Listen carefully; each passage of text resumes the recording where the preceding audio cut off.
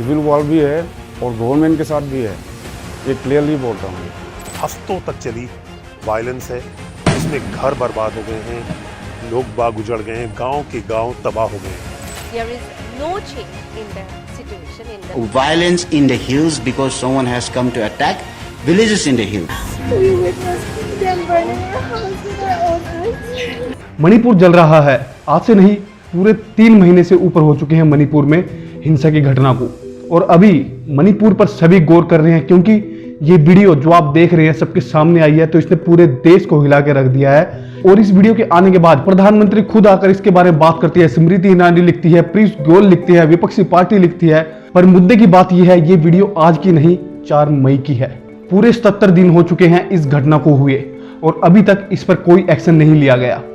पर हाल फिलहाल 4 लोगों को पकड़ लिया गया। पर मुद्दे की बात यह है कि वीडियो 4 मई की है और 18 मई को इसके खिलाफ FIR दर्ज हुई थी, पर अभी तक किसी को पकड़ा नहीं गया था। ऐसा क्यों? जबकि इस वीडियो के आते ही 2 दिन के अंदर काफी सारे गुनहगारों को पकड़ लिया जाता है। मणिपुर में जो वायलेंस हो रहा है पिछले 3 महीनों से, वो 2 समुदाय के बीच में हो रहा है, कुकी और मेतेई समुदाय के बीच। और किसी भी न्यूज चैनल ने इस वायलेंस को अच्छी तरह से कवर नहीं किया है, क्योंकि हमारी मेन स्ट्रीम मीडिया बिजी थी प्रधानमंत्री को विश्व गुरु बनाने में। वो उसके साथ चली गई फ्रांस दौरे पर, अमेरिका दौरे पर। और मुद्दे की बात यह है, हमारे प्रधानमंत्री के पास इतना सा भी टाइम नहीं था कि वो एक बार मणिपुर का दौरा करे। देखिए, इस घटना को रोका जा सकता था अगर वक्त रहते ही इस घटना पर टाइम से एक्शन लिया जाता। जो ये लड़ाई चली हुई थी उस पर सही से एक्शन लिया जाता। सबसे पहले तो बात करते हैं उन 5 लोगों की जो इस घटना के शिकार हुए, जिसमें 2 पुरुष थे, 3 महिलाएं थी, जिनको नग्न करके पूरे रास्ते घुमाया गया और बाद में एक और 21 साल की लड़की का गैंग रेप करके उसे मार दिया गया। 42 साल की महिला जिसकी आंखों देखी घटना है, और उसने सारा कुछ सब कुछ बताया अपने आंखों से कि कैसे लड़की के भाई ने जब बचाव की कोशिश करी तो उसे भी मार दिया गया। तो बड़ी मुश्किल से वो और एक 52 साल की महिला अपनी जान बचाने में कामयाब रही, और साथ ही एक आदमी उसे भी इन्होंने मौत के घाट उतार दिया। घटना कुछ इस तरह की है कि मेतेई समूह के लोग कुकी गांव की तरफ आए और उनके इस पूरे गांव को जलाने लगे। अपने बचाव में 3 महिलाएं और 2 पुरुष भागे। कच्चे रास्तों से उन्होंने भागना शुरू किया और किसी तरह पुलिस वैन ने उन्हें बचा लिया और अपनी वैन में रखा। पर भीड़ इतनी ज्यादा थी, वायलेंस थी, पर भीड़ ने उन पुलिस वालों से इन महिलाओं को ले लिया वापस। और उसके बाद फिर वही घिनौनी हरकत जो आज पूरे देश के सामने है, उस घटना को अंजाम दिया गया। कुकी समाज की महिला का ये आरोप है कि पुलिस और प्रशासन मेतेई समुदाय के साथ मिली हुई है और पुलिस ने खुद आरोपियों के हवाले इन्हें किया है। तीनों ही औरतों को कपड़े उतारने पर मजबूर किया गया, क्योंकि अगर वो कपड़े नहीं उतारते तो इन्हें मार दिया जाता। हालांकि 21 साल की लड़की को मार भी दिया गया, रेप भी किया गया, सब कुछ किया गया। तो अब मेन पॉइंट ये है कि ये वीडियो कोई आज की नहीं है, 4 मई की है, जैसे कि अभी थोड़ी देर पहले मैंने किया। तो अब तक पुलिस और केंद्र सरकार क्या कर रही थी? क्यों वहां के सीएम ने अभी तक कोई एक्शन नहीं लिया था इस घटना के ऊपर, जो कि एक दिल दहला देने वाली घटना थी। और ये घटना सिर्फ लोकल ही नहीं, पूरे इंटरनेशनल न्यूज़पेपर पर मेन हेडलाइन है कि कैसे एक लड़की को नग्न करके घुमाया गया और उसका रेप किया गया, फिर मर्डर किया गया। और ये देखिए, आज तक न्यूज चैनल वालों का आज का ये मेरा स्क्रीनशॉट है 22 जुलाई का। तो यहाँ पर इस घटना के बारे में कोई डिस्कशन नहीं है।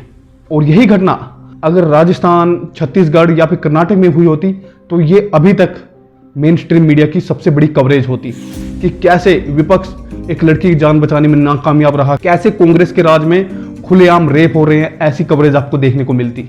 अब ये वीडियो को देखिए, यहाँ पर पीएम मोदी खुद आते हैं और कहते हैं कि ये दिल दहला देने वाली घटना है और शर्मसार करने वाली घटना है, पर जाते जाते वो राजस्थान और छत्तीसगढ़ के बारे में भी लिखते हैं। कठोर से कठोर कदम उठाएं। घटना चाहे राजस्थान की हो, घटना चाहे छत्तीसगढ़ की हो, घटना चाहे मणिपुर की हो। स्मृति ईरानी का भी ट्वीट देखिए, यहाँ पर राजस्थान और छत्तीसगढ़ के बारे में लिखा गया। पीयूष गोयल वो भी जाते जाते इसी के ऊपर बात करते हैं, राजस्थान और छत्तीसगढ़। हालांकि राजस्थान में जो घटना हुई थी उन तीनों को पकड़ लिया गया, उन्हें सजा भी दे दी गई है। पर मैं यहाँ पर किसी भी विपक्ष हो या पक्ष हो, यही कहना चाहूंगा कि इस बार और इस मामले में अपनी राजनीति की रोटियां सेकना बंद करें। हमारे देश के प्रधानमंत्री ने बृजभूषण के खिलाफ कुछ नहीं बोला। उन्होंने खुद ऑन कैमरा ये कबूल किया था कि उन्होंने सिर्फ एक खून किया है। मेरे जीवन में मेरे हाथ से एक हत्या हुई है। लोग जो कुछ भी कहें, मैंने एक हत्या की है। आज स्मृति ईरानी बोल रही है कि उन्होंने वहां के सीएम से बात की है, पर मुद्दे की बात यह है वो खुद मणिपुर क्यों नहीं गई अभी तक? वहां की महिलाओं से जाकर बात क्यों नहीं गई? वहां तो जाना छोड़िए, दिल्ली पर उनके आवास के सामने जो धरना दिया गया महिलाओं का, प्रधानमंत्री आवास के सामने जो धरना दिया गया, वहां भी उन्होंने महिलाओं और मणिपुर के लोगों से बात क्यों नहीं की, उनको की महिलाओं से बात क्यों नहीं की। द प्रिंट न्यूज़पेपर, जिसने 12 जुलाई को ही इस न्यूज के बारे में लिख दिया था, no one talk about Manipur violence, और इस आर्टिकल में उस रेप के बारे में भी कहा गया था। पर इसके बाद भी यहाँ पर केंद्र सरकार और वहाँ के सीएम ने कोई एक्शन नहीं लिया। और इस आर्टिकल में यह भी दिखाया गया कि वहाँ की महिलाओं की इतनी भी हिम्मत नहीं है कि वो थाने में जाकर एफआईआर करा सके, क्योंकि वहाँ की जो पुलिस है वो मेतेई समुदाय के साथ ही मिली हुई है। राहुल गांधी जब मणिपुर दौरे पे गए तो यहाँ पर केंद्र सरकार ने कहा कि वो सिर्फ और सिर्फ माहौल खराब करने के लिए गए हैं। आप ये 29 और 30 जून की वीडियो को देखिए। हो सकता है राहुल गांधी फेक हो सकता है वो राजनीति की रोटी सेकने गए हो, पर आप इन महिलाओं को देखिए जो शिविर में रह रही है। इनकी इतनी हिम्मत भी नहीं है कि खुल के बोल सके कि कैसे इनके साथ दुर्गति हो रही है, इनके साथ रेप किया जा रहा है, इन पर अत्याचार किए जा रहे हैं। खुल के बोल भी नहीं पा रही हैं ये। क्या ये फेक है? आई थिंक नहीं।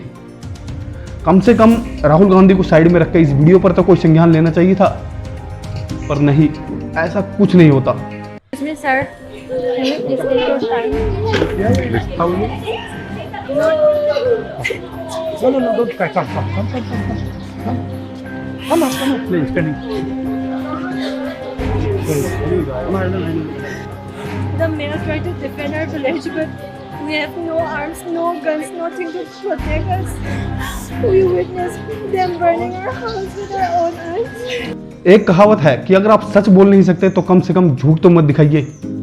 विदेशी मीडिया जब हमारे देश के प्रधानमंत्री के बारे में कुछ अच्छा लिखती है तो वो हमारे देश में न्यूज चैनल पर एक मेन हेडलाइंस होती है, पर ये मणिपुर वायलेंस आज वहाँ के अखबारों में एक मेन हेडलाइंस है।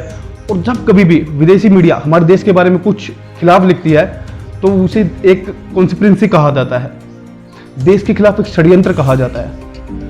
पॉइंट ये है कि जब आप उस न्यूज पर विश्वास कर रहे हो तो इस न्यूज पे क्यों नहीं।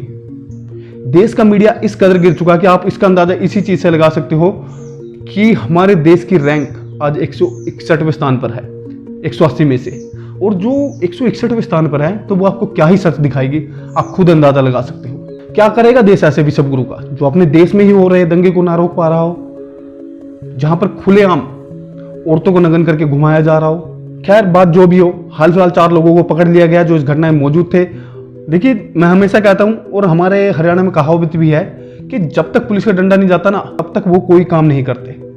आज जब ये वीडियो इंटरनेशनल लेवल तक वायरल हो चुकी है तो 2 दिन के अंदर सारे गुनहगारों को पकड़ लिया गया, अभी कुछ बाकी है। जब प्रशासन और पुलिस काम करने पे आए तो ढूंढने पर निकले ना तो वो लोगों को पाताल से भी निकाल के ले आती है।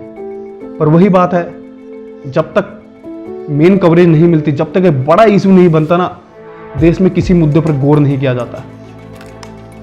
आप क्या सोचते हैं एक बार जो है इस घटना के बारे में, और किसकी गलती है यहाँ पर? मणिपुर में वायलेंस अभी भी पूरी तरह से नहीं रुका है।